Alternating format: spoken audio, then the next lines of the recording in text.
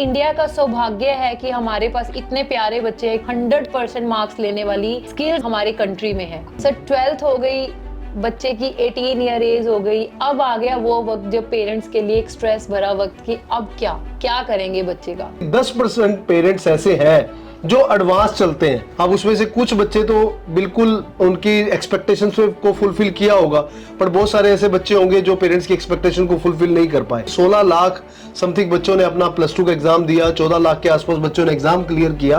अब 14 लाख का फ्यूचर जाएगा तो जाएगा किस तरफ। हॉटमेल के जो ओनर हैं उन्होंने स्टेटमेंट दी है कि जो एजुकेशन पैटर्न हम लोग फॉलो कर रहे हैं या जिस पैटर्न पे हम लोग चल रहे हैं वो कहीं ना कहीं हम लोग गार्बेज तैयार कर रहे हैं। एक ऐसा यूथ जो आने वाले टाइम में किसी भी तरीके से प्रेजेंट कंपटीशन को compete नहीं कर पाएगा। Hi, good morning all of you. I am Vibha Arora from Vision Wilds Immigration. First of all सबको कॉन्ग्रेचुलेट करना चाहूंगी कि 12th और 10th के रिजल्ट जो सीबीएसई बोर्ड के हैं वो कल आउट हो चुके हैं। बच्चे बहुत खुश हैं। Facebook, Instagram, social media open करते ही बहुत हंसते हुए चेहरे दिखाई देते हैं। पेरेंट्स बहुत खुश हैं। रेगुलर बच्चे अपने इंटरव्यूज दे रहे हैं। इंडिया का सौभाग्य है कि हमारे पास इतने प्यारे बच्चे हैं। 100% मार्क्स लेने वाली स्किल हमारी कंट्री में है। मैं प्रवीण अरोड़ा सर जो विजन वाइल्ड्स इमिग्रेशन के ओनर हैं, जो कि 2008 से काफी सारे बच्चों से, थाउजेंड ऑफ स्टूडेंट से करियर की इंटरेक्शन कर चुके हैं, उनके करियर बनाने में उनको गाइडेंस दे चुके हैं। सर से पूछना चाहूंगी, सर फर्स्ट ऑफ ऑल तो आपको भी कॉन्ग्रेचुलेशंस। हमारी बेटी का भी 12th का रिजल्ट आया and we are very happy with the result. तो सर आपको क्या लगता है अब क्या, नाउ व्हाट। सर 12th हो गई, बच्चे की 18 ईयर एज हो गई, अब आ गया वो वक्त जब पेरेंट्स के लिए एक स्ट्रेस भरा वक्त की अब क्या करेंगे बच्चे का। क्या उसको फिर से वही BA, BSc, BCom, BSc non medical in studies की तरफ जाना पड़ेगा, या फिर चलते हुए वक्त को देखकर उसके पास भी कुछ ऐसे ऑप्शंस होंगे जो आज के फ्यूचर की डिमांड है और आज के टाइम में उसकी जॉब्स अवेलेबल है। तो सर इसके ऊपर आपके क्या विचार है। सत श्री अकाल, नमस्कार and thanks to Vibha ma'am जो आज हमारे साथ ये शो पे आए हैं और बड़े अच्छे क्वेश्चंस ये पूछ रहे हैं। ये क्वेश्चंस मेरे को जहां तक लगता है इनके पूछने का एक रीजन भी है कि आज की डेट में पेरेंट्स के लिए सबसे बड़ी बात यही है कि आने वाले 10 साल के बाद, आने वाले 5 साल के बाद जब हमारा बच्चा ग्रेजुएशन कर लेगा, मास्टर डिग्री कर लेगा, तो उस टाइम पे किस चीज की डिमांड होगी। क्या बच्चों को इंडिया में पढ़ाना चाहिए, अब्रॉड में पढ़ाना चाहिए, चाहे आप इंडिया में पढ़ाओ या अब्रॉड में पढ़ाओ, तो डिमांड किस चीज की होगी, किस फील्ड को चूज करना चाहिए, ये पेरेंट्स को समझ में नहीं आता। मेरा ये मानना है कि 10% पेरेंट्स ऐसे हैं जो एडवांस चलते हैं। 10% जिन्होंने 10th में, या 20% लगा लो आप, जिन्होंने 10th के बाद इन्होंने एक लाइन पकड़ ली कि मेरे को बच्चे को यही करवाना है। अब उसमें से कुछ बच्चे तो बिल्कुल उनकी एक्सपेक्टेशंस को फुलफिल किया होगा, पर बहुत सारे ऐसे बच्चे होंगे जो पेरेंट्स की एक्सपेक्टेशन को फुलफिल नहीं कर पाए। अब उन पेरेंट्स वो सोच रहे हैं उनके लिए कि उनके लिए क्या करना चाहिए। और 80% माँ बाप, जैसे मैं कल बताया था मैंने कि 16 लाख समथिंग बच्चों ने अपना +2 का एग्जाम दिया, 14 लाख के आसपास बच्चों ने एग्जाम क्लियर किया। अब 14 लाख का फ्यूचर जाएगा तो जाएगा किस तरफ। बात की जाए कि अलग अलग फील्ड्स की, हमें सिर्फ एक चीज ध्यान रखनी चाहिए जो मेरे को समझ में आती है। हॉटमेल के जो ओनर हैं उन्होंने स्टेटमेंट दी है कि जो एजुकेशन पैटर्न हम लोग फॉलो कर रहे हैं या जिस पैटर्न पे हम लोग चल रहे हैं वो कहीं ना कहीं हम लोग गार्बेज तैयार कर रहे हैं। ये बहुत बड़ी स्टेटमेंट है कि हम लोग एक ऐसा स्टफ तैयार कर रहे हैं जो आने वाले टाइम में compete नहीं कर पाएगा। एक ऐसा यूथ जो आने वाले टाइम में किसी भी तरीके से प्रेजेंट कंपटीशन को compete नहीं कर पाएगा।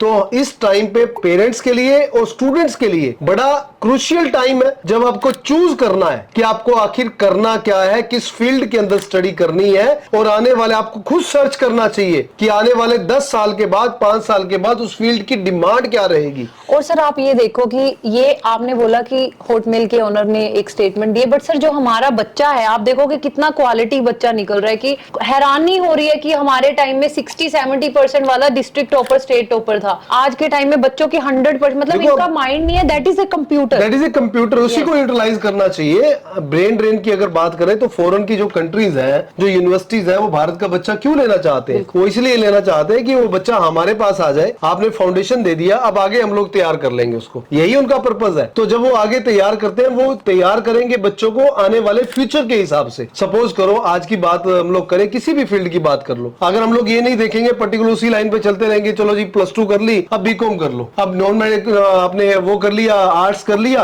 अब देखो अब टाइम कैसे चेंज हुआ, ये सोचने वाली बात है। ट्यूशन टीचर्स की बड़ी डिमांड रहती थी। +2 नॉन मेडिकल के बाद मैक्सिमम टीचर क्या करते थे, graduation BSc medical non medical कर लो, उसके बाद एमएससी कर लो आप। बीएड मतलब हमारे टाइम में तो हर लड़की और हर घर की डॉटर इन लॉज को बीएड करनी, बीएड और जेबीटी टीचर बनाया जाता था। तो अब टाइम क्या चेंज हो गया कि आप बच्चों को अब ट्यूशंस पढ़ने के लिए फिजिकली जाने की जरूरत ही नहीं है। टाइम में क्या किया, डिजिटलाइजेशन आ गई। अब डिजिटलाइजेशन में टीचर एक बोल रहा है और थाउजेंड ऑफ स्टूडेंट्स पढ़ रहे हैं। एक टाइम था जो वो कोविड ने सिखाया हमें कि डिजिटलाइजेशन कैसे होती है। कोविड ने ये बताया हमें कि एक टीचर एक टाइम पे 1000 स्टूडेंट्स को, 2000 स्टूडेंट्स को, 3000 स्टूडेंट्स को सेम टाइम पे पढ़ा सकता है। और कितनी बड़ी बात है, आज की डेट में मैं अपनी बेटी की बात करूं तो रात रात भर वो यूट्यूब से स्टडी करके वो अपने एग्जाम देती रही, पढ़ती रही, उसको चेक करती रही। टीचर ने एक बार बता दिया, पहले क्या होता था, टीचर एक बार बताते थे, दूसरी बार वो बताते नहीं थे, भाई मैंने बता दिया एक बार। ट्यूशन जाते थे बच्चे, वहां पे भी ऐसे ही होता था। अब बच्चा वो सब चीजें, सब सिलेबस सिस्टम पे पढ़ा है, तो वहां से वो डायग्नोज करते हैं। तो इसको बोलते हैं हम लोग चेंजेस आना। अब चेंजेस के हिसाब से हमें चूज करना होगा कि आने वाले टाइम में, अगर मान लीजिए आज भी यही सोच रखते हो, चलो बीएससी नॉन मेडिकल करवा देते हैं, एमएससी टीचर बन जाएगा जी, उसके एवज में आपको आरओआई क्या मिलने वाली है। मेरे लिए कंसर्न सबसे बड़ा ये है कि आज जो आप इन्वेस्ट कर रहे हो, आने वाले 5 साल के बाद बच्चे को और पेरेंट्स को मिलने क्या वाला है, ये सोचने वाले। क्या एक ऐसी स्टेज तो नहीं सोच रहे कि माँ बाप ने एक मीडियम फैमिली से बिलोंग करते हैं, चलो भाई बच्चा भी ये कर लेगा, घर उसका बना दिया यार, चलो ठीक है यार, हम लोग तो ओके हैं, we are satisfied with that. तो यहाँ जरूरत क्या है सर? यहाँ पे जरूरत है आपको टाइम को समझने की और बदलाव की, आपकी सोच के बदलाव की। मेरा कहना यह है, मैं अपने स्टाफ को भी यही बात बोलता हूं कि अगर आपने अपने आप को समय के अनुसार नहीं बदला तो समय आपको बदल देगा। Correct, keep my words. अगर आपने समय के अनुसार अपने आप को नहीं बदला तो समय आपको बदल देगा। कितनी बड़ी बात है ये। सर आज के टाइम पे आपको क्या लगता है कि एक जो नॉन मेडिकल का बच्चा है, अगर हम एग्जांपल लें, तो ये क्या, क्योंकि हमारे टाइम में तो मैकेनिकल, सिविल इंजीनियरिंग कर रहा है, आईटी कर रहा है, तो क्या कुछ नया इंट्रोड्यूस हुआ है कि वो ऐसी स्टडीज कर सकता है, कोर्स करिकुलम उसके हिसाब से हो? क्या आप उसके ऊपर कहना चाहेंगे? देखो, आज मैं बात करता हूं, आज से 2 साल पहले ऑलमोस्ट आर्टिफिशियल इंटेलिजेंस अनाउंस हो चुकी है। करेक्ट, ये बात बड़ी क्लियर है कि आने वाले टाइम में डिजिटल वर्ड्स की आधी जॉब खा जाएगी। बिल्कुल बिल्कुल करेक्ट, 100%। आने वाले टाइम में, अभी मैं स्टेटमेंट पढ़ रहा था, ऑडिटोरियल पढ़ रहा था मार्क जगरबुक का, फिर उसके बाद मैंने ऑडिटोरियल पढ़ा माइक्रोसॉफ्ट के जो ओनर है उनका। दोनों का जब ऑडिटोरियल हम लोगों ने पढ़ा तो उसमें क्लियरली दोनों ने सेम वर्ड्स बोले कि आने वाले 10 साल के बाद एआई 50% आपकी जॉब खा जाएगा।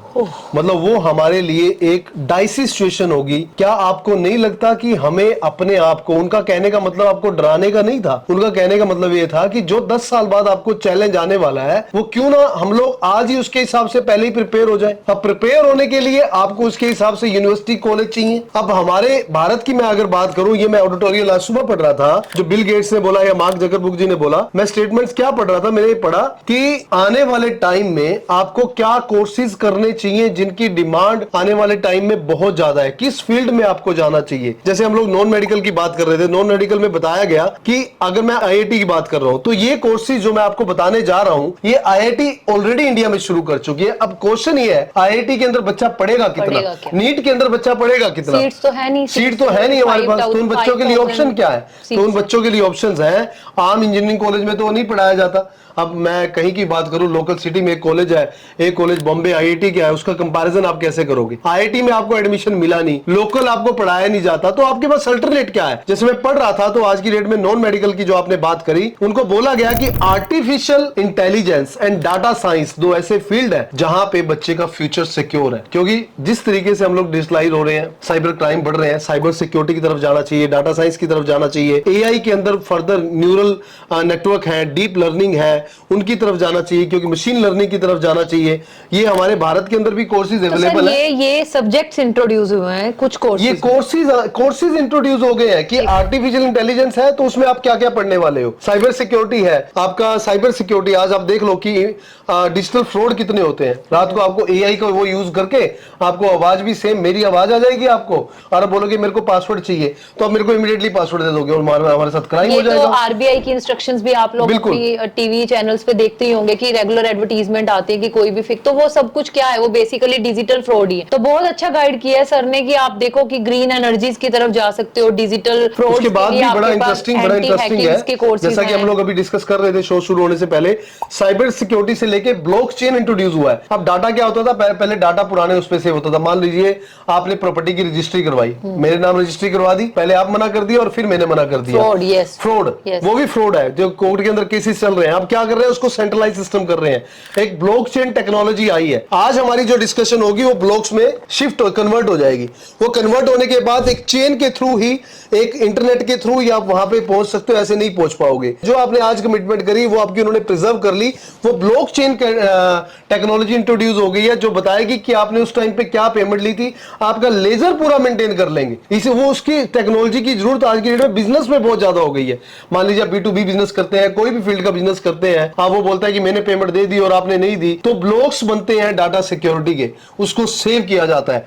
उसके बाद जिस तरीके से ग्लोबल वार्मिंग हो रही है, तो ग्लोबल वार्मिंग के हिसाब से ग्रीन टेक्नोलॉजी, जो एनवायरमेंट को हमें कैसे प्रिजर्व करना है, environmental technology, green technology, sustainability, energy, वो कोर्सेज इंट्रोड्यूस हो गए। बैचलर डिग्री, मास्टर डिग्री हमारे इंडिया के अंदर IIT, जिस तरीके से IIT मद्रास में पढ़ रहा था तो उसमें MTech चल रहा है वो प्रोग्राम में।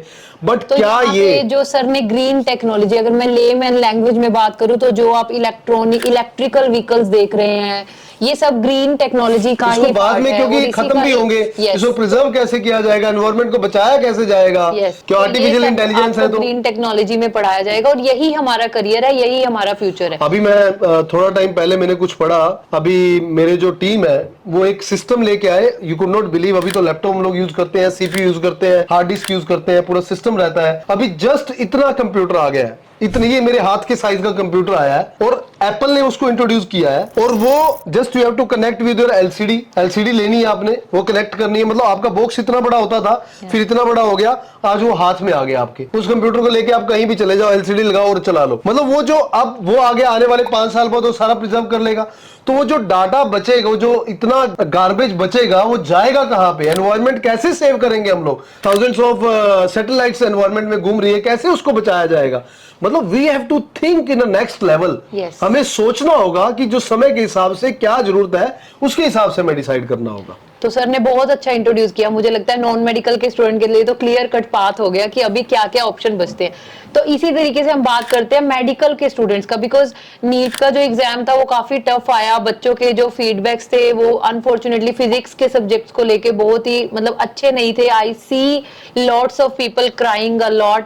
Hope for the best, all the best to you all. जिसने भी नीट का एग्जाम देखी, आपके रिजल्ट्स अच्छे आए, चेकिंग इजी हो, बट स्टिल अगर सर बच्चे ने बचपन से सोचा ही कि मुझे डॉक्टर बनना है और अनफॉर्चुनेटली 2 साल से नीट दे रहा है, क्लियर नहीं हो रहा, अब वो बेचारा बच्चा क्या करे सर? यहाँ पे ना थोड़ा सा समझने की जरूरत है पेरेंट्स को भी। अब पेरेंट्स क्या करते हैं, मैंने एक वीडियो बनाया था, उसमें क्या रहता है कि यूथ को हर चीज जल्दी चाहिए, जल्दी चाहिए, जल्दी चाहिए। अब क्या ट्रेंड हो गया, +1 +2 स्कूल्स में नहीं करवाई जाती। सेंट्रल गवर्नमेंट ने ऑब्जेक्शन लगा दिया कि आप इसको या तो +2 कर लो या प्राइवेट इंस्टीट्यूशन में जाके पढ़ लो। और मुझे लगता है कि सर कहीं ना कहीं बच्चों के +2 भी उससे हैम्पर हो रही है, क्योंकि हर बच्चे का क्लियर तो होता नहीं है। वही मैं बात करना चाहता था। +2 का रिजल्ट भी उनका खराब हो रहा है, तो बच्चे उस टाइम पे दोनों तरफ से डिप्रेशन में ही परेशानियां आ रही है। अब क्या हो रहा है कि पेरेंट्स को सब चीज जल्दी चाहिए। वो 10th के बाद बच्चों को नीट प्रिपरेशंस के लिए डाल देता है और डमी एडमिशन करवाता है। आपको याद होगा हमारे पास एक एप्लीकेशन आई, वो बच्चे ने नीट का एग्जाम दिया और वो नीट का एग्जाम क्लियर नहीं कर पाया और वो +2 के लिए उसने एडमिशन करवाया और वो बच्चा था CBSE बोर्ड में, उसके 10th में 90% नंबर।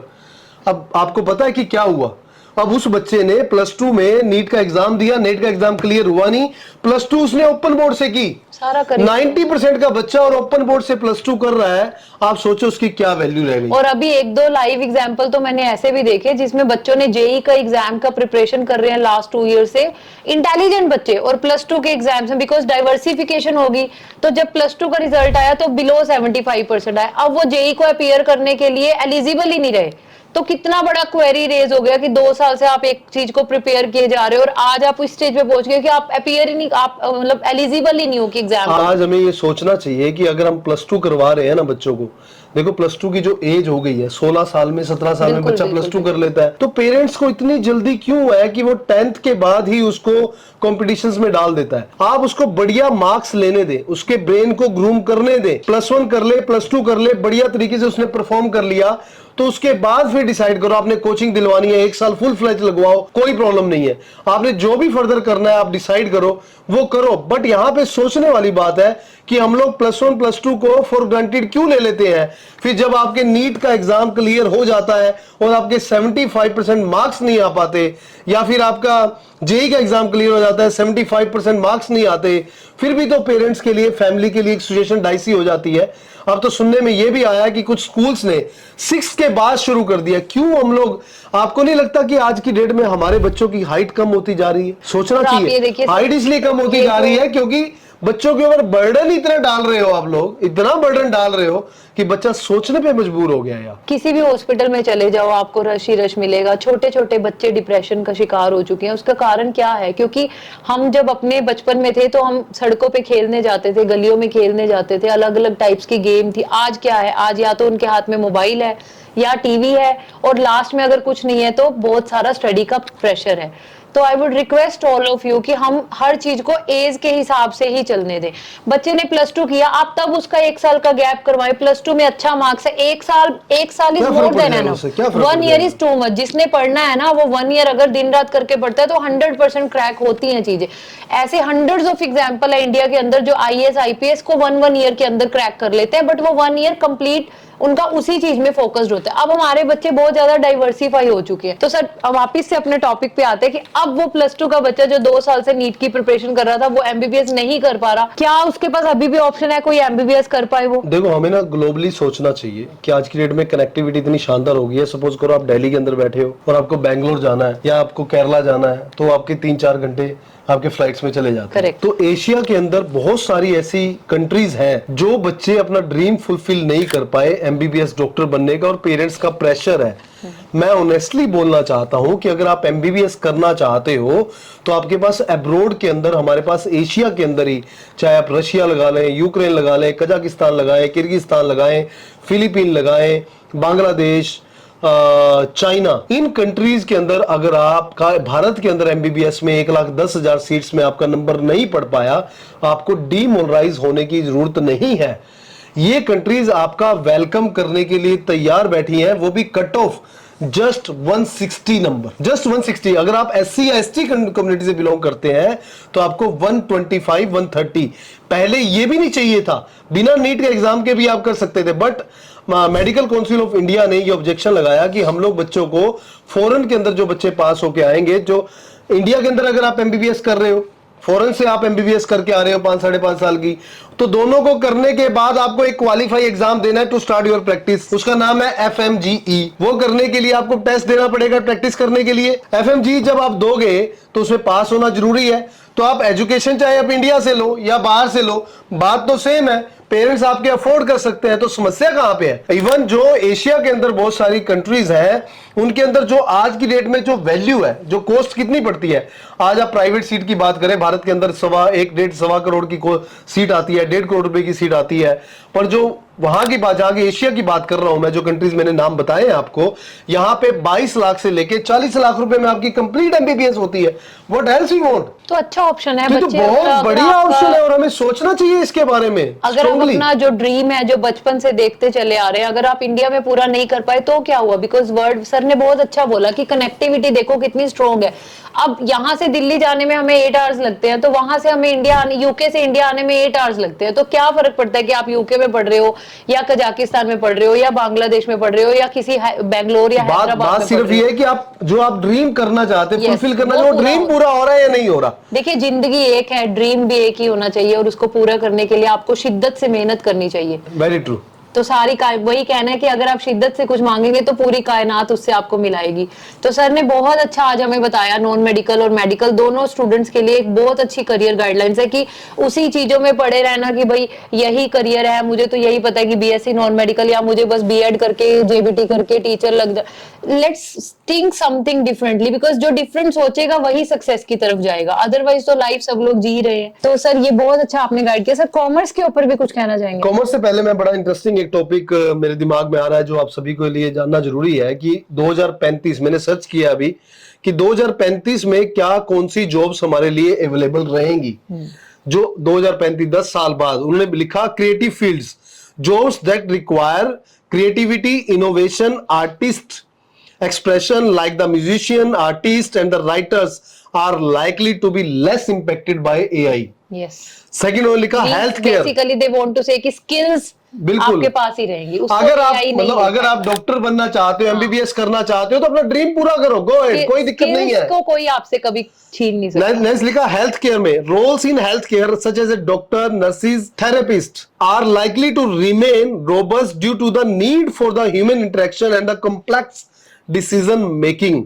उसके बाद लिखा एजुकेशन के बारे में, teachers, educator and the school administrators will continue to be essential for the educating and nurturing to the next generation. Yes, correct. उसके बाद लिखते हैं वो ट्रेड्स पीपल सच एज, जिसके पास हाथ का हुनर है ना उसका कोई कंपटीशन नहीं है। Trades person such as carpenter, electrician, plumber will still be needed for the hands on work that can not be easily automated. तो ये वक्त है अपनी स्किल्स को एनहेंस करने का, अपने फ्यूचर को सोचने का, उसके ऊपर विचार करने का, और अपने चॉइस ऑफ कोर्स, स्पेशली जो बच्चे +2 कर चुके हैं, अब उनके पास यही 15-20 दिन या 1 महीने का वक्त है, अपना फ्यूचर इसी 1 मंथ के ऊपर डिसाइड करता है। बिल्कुल सही सर, बात। मैं एक चीज में हमेशा हम स्टूडेंट वीजा इंडस्ट्री से बिलोंग करते हैं और इंटरनेशनल स्टडी को प्रमोट करते हैं। एक चीज में मुझे हमेशा से ही लगता है कि डोमेस्टिक और इंटरनेशनल क्वालिफिकेशन में पार्ट टाइम जॉब्स का जो फर्क है, ये एक बहुत बड़ा गैप है कि आप एक लेथार्जिक होके ग्रेजुएशन या मास्टर्स तक अपने पेरेंट्स पे डिपेंडेंट होके हम पढ़ते रहते हैं, और एक तरफ वो बच्चे जो फर्स्ट डे से साथ में पार्ट टाइम जॉब करते हैं। क्या उन दोनों में सर वैल्यूज का डिफरेंस आता है? फॉरेन क्या है, फॉरेन ना आपको एक मेजर डिफरेंस है, वो आपको कुछ चीजें सिखाता है, ऐसी चीजें सिखाता है जिससे आपकी लाइफ चेंज हो जाती है। Yes. सबसे पहली बात सिखाता है वो टाइम, समय की वैल्यू। हमने लिखा कि समय के अनुसार अगर हमने अपने आप को चेंज नहीं किया तो समय हमें चेंज कर देगा। टाइम की वैल्यू, वहां पे जो बच्चा जाता है, ही नोज, शी नोज कि 4 घंटे मेरे को स्टडी करनी है, 4 घंटे मेरे को काम करना है, 4 घंटे मेरे को सोना है, मेरे को फर्दर अपनी 8 घंटे मेरे को असाइनमेंट पे खर्च करना है। एवरीथिंग इज कैलकुलेटेड, जो कि हम लोग यहाँ पे मिस करते हैं, पहली बात। दूसरी बात, जब बच्चा मेहनत करके 4 घंटे काम करके, ऐसा नहीं कि पेरेंट्स के पास पैसा नहीं होता और उसको नहीं दे सकते, बट उसको सिखाना चाहते हैं टाइम एंड पैसे की वैल्यू, मनी एंड टाइम दोनों की वैल्यू। वो 4 घंटे अर्न करके बच्चा 40 पाउंड या फिर $40 या $100 अर्न करके जब वो लाता है ना, तो उसकी जो एक लाइफ की अचीवमेंट होती है ना, उसको आप वर्ड्स में आप एक्सप्लेन ही नहीं कर सकते। Yes, those feelings, उसको आप emotions. एक्सप्लेन नहीं कर सकते। यहाँ पे क्या होता है, बच्चा मान लो ग्रेजुएशन कर रहा है, फिर उसके मास्टर डिग्री करेगा, उसका हाथ यूं रहेगा कि पापा मेरे को पैसे दे दो, मम्मी मेरे को पैसे दे दो। और जो फॉरेन के अंदर जो बच्चे हैं, they earn from a first day, वो मेहनत करना जानते हैं क्योंकि वहां का कल्चर ऐसा ही है और ऐसा होना भी चाहिए। मैं तो सभी को बोलता हूँ इंडिया के अंदर भी ऐसा करना चाहिए उनको। बड़ा जरूरी है सर इस टाइम पे इंडिया में भी पार्ट टाइम जॉब्स का कल्चर आना, सो दैट बच्चा अपनी हिसाब से सरवाइव कर सके, और जो एक्चुअल लाइफ के चैलेंज है वो अपना टाइमली में। अब 18 इयर्स का बच्चा फॉर एग्जांपल फॉरेन में चला जाता है, तो सर 20 इयर्स तक वो इतने सारे लाइफ के चैलेंज देख चुका होता है कि वो पक चुका होता है। लेकिन Very हमारे true. यहाँ पे बच्चा 26-27 तक भी अपनी स्टडीज में, उसको पता ही नहीं कि लाइफ के चैलेंजेस, एक्चुअल चैलेंज क्या है। वो इस बारे में सोचते नहीं है। फिर 22 साल, 23 साल, 24 साल की उम्र में वो निकलेंगे, चलो जी हम लोग जॉब करते हैं, जॉब के ऑप्शन तो जा चुके होते हैं, जैसे शादी की एक लिमिट होती है वैसे जॉब के ऑप्शन जा चुके होते हैं। ये चीज हमें समझनी चाहिए। अब इंपॉर्टेंट बात है कि कॉमर्स के बारे में आपने क्वेश्चन पूछा था। कॉमर्स वाले बच्चों के लिए, चाहे आर्ट्स वाले बच्चों के लिए, इंडिया और अब्रॉड दोनों के अंदर वाइड ऑप्शंस अवेलेबल है। डिपेंड्स करता है आपकी चॉइस क्या है। कॉमर्स भारत के अंदर अगर फील्ड में जाना चाहते हैं तो उनको चार्टर्ड अकाउंटेंट एक अच्छा ऑप्शन है। फॉरेन के अंदर भी वो चार्टर्ड अकाउंटेंट बन सकते हैं। It depends on their choice कि वो किस फील्ड में जाना चाहते हैं। बिजनेस वाला बच्चा एक अच्छा एंटरप्रेन्योर बन सकता है। सर मुझे लगता है कि सबसे ज्यादा अगर सोचा जाए तो जितनी वाइड अपॉर्चुनिटी कॉमर्स के बच्चे के पास होती है वो किसी फील्ड में नहीं है, बिकॉज जो इकोनॉमी को बूस्ट करेगा बच्चा, वो एक बिजनेसमैन ही बूस्ट वो एक करेगा। एंटरप्रेन्योर बन सकता है। एंटरप्रेन्योर एंटरप्रेन्योर आज की डेट में हमारे इंडिया में स्टार्टअप वाले पर्सन की बहुत ज्यादा जरूरत है। वी नीड दैट पर्सन जो हमारे आने वाली जनरेशन को कुछ एम्प्लॉयमेंट दे पाए, कुछ यूनिक सोच पाए, कुछ यूनिक प्रोडक्ट्स लेके आ पाए।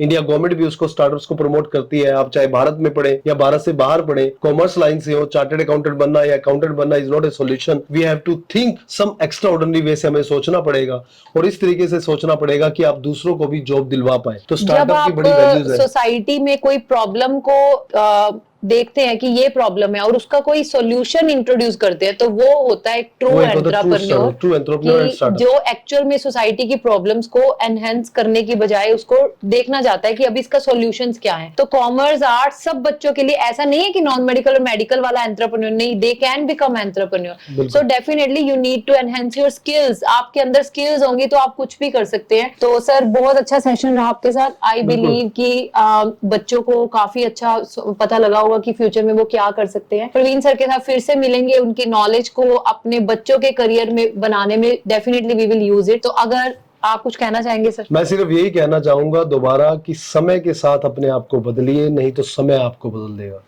सत श्री अकाल, नमस्कार।